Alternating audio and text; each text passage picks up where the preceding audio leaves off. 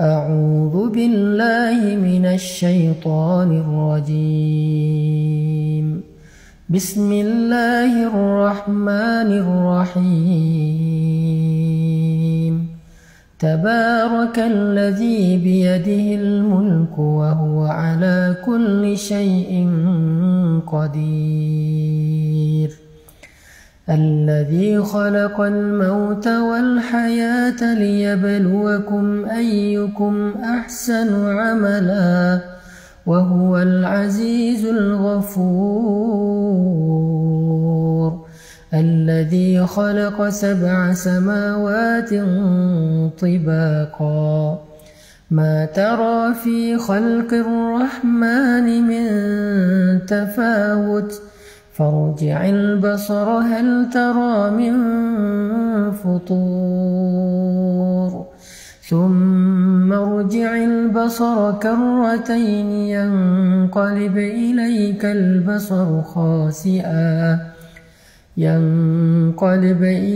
البصر خاسئا وهو حسير.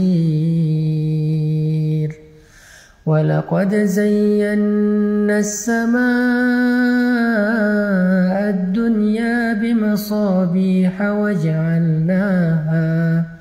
وجعلناها رجوما للشياطين وأعتدنا لهم عذاب السعير. وللذين كفروا بربهم عذاب جهنم وبئس المصير. إذا ألقوا فيها سمعوا لها شهيقا وهي تفور تكاد تميز من الغيظ كلما ألقي فيها فوج سألهم خزنتها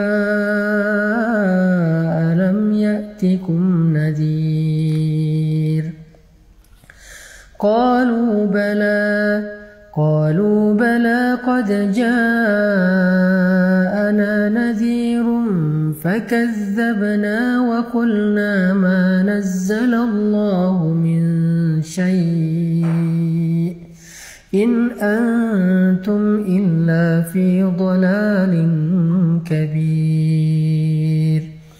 وقالوا لو كنا نسمع أو نعقل ما كنا في أصحاب السعير فاعترفوا بذنبهم فسحقا لأصحاب السعير. إن الذين يخشون ربهم بالغيب لهم مغفرة وأجر كبير.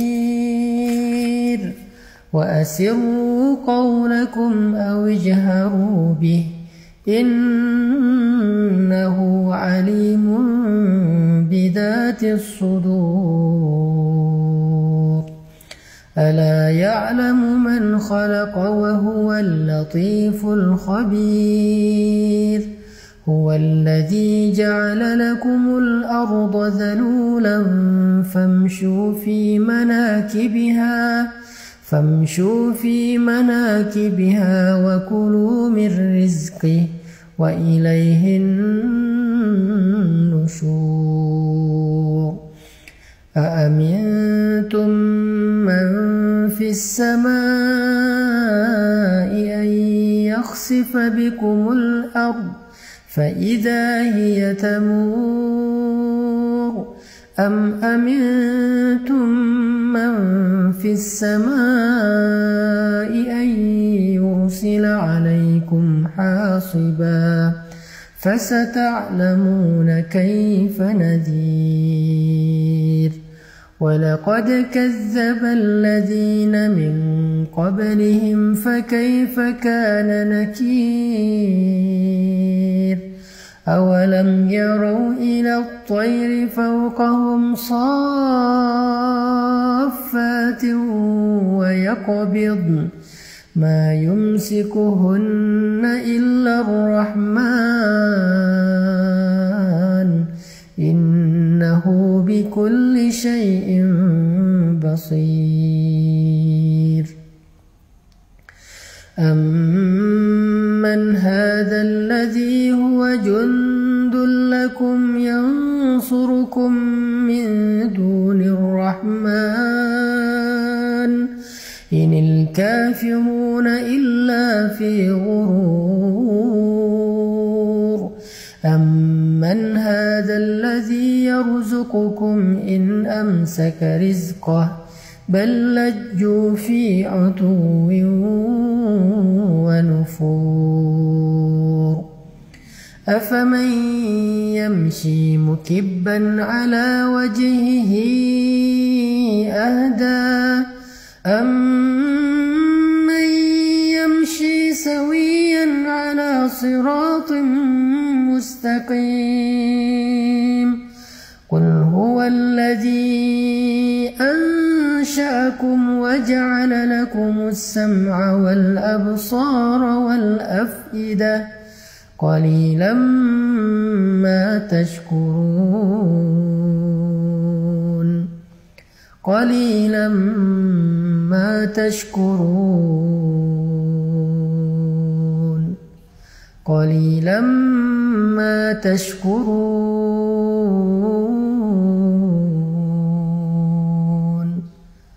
قليلا ما تشكرون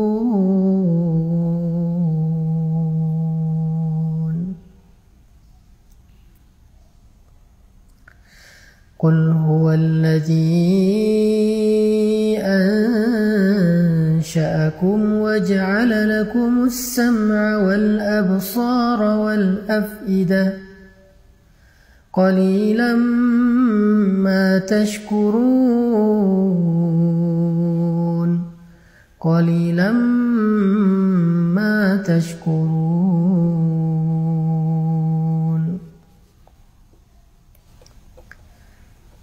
Katakanlah, dialah yang telah menciptakan kalian, lalu menjadikan untuk kalian pendengaran, penglihatan, dan hati, dan akal fikiran. Tetapi sedikit sekali dari kalian yang mensyukurinya. Ini ayat kita banget ya, karena kita juga sering ngerasa pendengaran kita belum dipakai untuk ibadah, penglihatan kita belum dipakai buat ibadah, dan pikiran kita juga masih jarang banget dipakai buat ibadah. Kita malah lebih sering memakai telinga dan pendengaran kita buat dosa. Kita sering menjadikan pandangan kita itu hanya melihat hal-hal yang dilarang oleh Allah. Dan pikiran kita sering lupa kepada Allah. Kita sering ingat hal-hal yang lain, kita ingat makhluk, kita terus ingat orang yang kita cintai, tapi kita sering lupa sama Allah. Itulah kenapa kita dikatakan qalilan ma tashkurun, sedikit sekali yang mampu kita syukuri dari nikmat-nikmat Allah. Ini salah satu renungan penting di surat Al-Mulk. Qalilan ma tashkurun, qalilan ma tashkurun. Qul huwallazi zara'akum fil ardi wa ilayhi tuhsyarun. ويقولون متى هذا الوعد إن كنتم صادقين قل إنما العلم عند الله وإنما أنا نذير مبين فلما رأوه زلفة سيئت وجوه الذين كفروا وقيل هذا الذي كنتم به تدعون قل أرأيتم إن أهلكني الله ومن معي أو رحمنا فمن يجير الكافرين من عذاب أليم الرحمن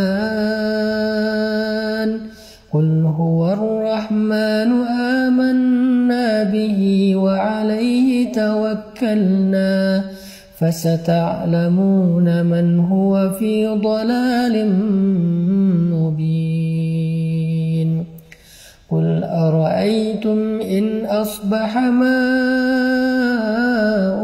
غورا فمن يأتيكم بماء معين. Di ayat terakhir ini Allah nanya sama kita tentang kekuasaannya. Karena Allah pengen kita nggak ragu sama sekali tentang Allah itu maha kuasa. Allah itu bisa apa aja yang dia kehendaki. Sehingga harusnya kita berserah diri kepada Allah. Makanya Allah nanya di ayat terakhir, coba kalian sebutkan, kalau sumur kalian menjadi kering, kalau tanah kalian menjadi gersang, kalau sungai-sungai kalian nggak lagi mengalir, maka siapa yang mendatangkan untuk kalian air yang jernih? Siapa yang menurunkan hujan? Siapa yang menjadikan tanaman-tanaman kita bisa tersirami dengan air lalu tumbuh dan kita menikmati hasilnya? Siapa yang menjadikan sumur-sumur kita menjadi penuh? Allah Subhanahu wa Ta'ala Maha Kuasa memelihara kita. Itu Allah baru ngasih satu contoh, yaitu air ketika kita dalam musim kemarau yang panjang.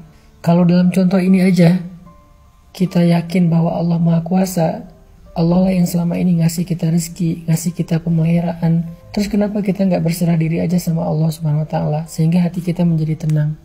Kenapa kita nggak memperbaiki hubungan kita dengan Allah sehingga ketika kita butuh Allah, Allah akan membantu kita? Makanya Allah bertanya tentang surat Al-Mulk, surat tentang kekuasaan Allah. Allah nanya, kalau sumur kalian kering, siapa yang mendatangkan kalian air yang jernih? Itu adalah pertanyaan akidah yang kita hanya bisa menjawabnya dengan iman, bukan dengan lisan. Yakin gak kita yang mendatangkan air itu Allah? Yakin gak kita bahwa yang memelihara itu Allah? Yakin gak bahwa yang memberi rezeki itu Allah? Sehingga kita gak boleh merasa kecil hati, putus asa hanya gara-gara kita kehilangan seseorang yang berpengaruh bagi kita. Hanya gara-gara kita kehilangan seseorang yang kita berharap dia bisa bantu kita. Hanya gara-gara kita ditinggalkan oleh makhluk. La, masih ada Allah bersama kita. Sehingga kalimat Nabi, la tahzan, innallaha ma'ana. Jangan khawatir kalau kita lapar. Jangan khawatir kalau kita sedang gak punya rezeki. Karena Allah yang mendatangkan air hujan, maka Allah juga yang bisa mendatangkan rezeki untuk kita. Kita baca sekali lagi dengan renungan akhir dari ayat surat Al-Mulk. قل أرأيتم إن أصبح ماؤكم غورا فمن يأتيكم بماء